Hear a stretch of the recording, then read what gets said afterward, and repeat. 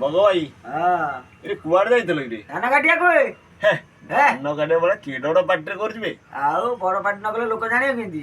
ଆଉ ଧାନ କଟା ଏଠି ଚାଲିଛି ନା? ରଙ୍ଗ କାମ ବନ୍ଦ, ଧାନ କଟା ଚାଲିବ ଆଉ ମାସେ ମାସରେ କଣ ନା? ବାହାଘର ସିଜିନ ତ ନାହିଁ ଆଉ ଯେତିକି ରାପିଦେଲୁ ଆଉ ତ ନାହିଁ ଆଉ କଣ କରିବା? ଗରିବ ଲୋକ ଧାନ ନ କାଟିଲେ ଖାଇବା କଣ? ତାହେଲେ ଏମିତିଆ କଥା ତାହେଲେ ନା? ଆଉ ବାଇରେ କଣ ଫସଲ କରୁଛୁ?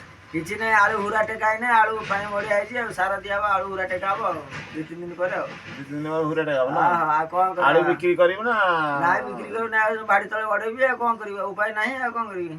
ଘର ନାହିଁ ଦ୍ୱାର ନାହିଁ, ବିଜେପି ସରକାର ଆଉ ଯାହା ଦେବେ ଖଣ୍ଡେ ପାଇବା ଆଉ ତୋର ଭତ୍ତା ଫତା ହେଲାଣି? କିଛି ନାହିଁ, କାଳିଆ ଯୋଜନା ଭୂମିହୀନରେ ଗାଣ୍ଡି ମାରିଦେଇଛି ଗଭର୍ଣ୍ଣମେଣ୍ଟ, ନବୀନ ପଟ୍ଟନାୟକ ଆଉ ଭୂମିହୀନରେ ଗାଣ୍ଡି ମାରିଦେଇଛି ନା? ଭତ୍ତା ବି ନାହିଁ, ତାପରେ କାଳିଆ ଯୋଜନା ବି ନାହିଁ, କିଛି ନାହିଁ ନା? ଅଖା ନାହିଁ, ବିରି ନାହିଁ, ଯାହା ଗାଣ୍ଡି ମାରିଦେଲେ ଛାଡ, ଗରିବ ଲୋକଙ୍କୁ ମାରିଦେଲେ। ରଙ୍ଗ କାମ କରି ପେଟ ପୋଷିବା କଥା, ଧାନ କାଟିବା ମୂଲ ଲାଗିବା ଆଉ କଣ କରିବା? ଆଉ ତାହେଲେ ଏଇ ସବୁ ଧନ୍ଦା ନା? ହଉ ଏତିକି ଜଗନ୍ନାଥ ଜଗନ୍ନାଥ ସ୍ୱାମୀ କାଳିଆ ଭାଇ, ଜୟ ଜଗନ୍ନାଥ।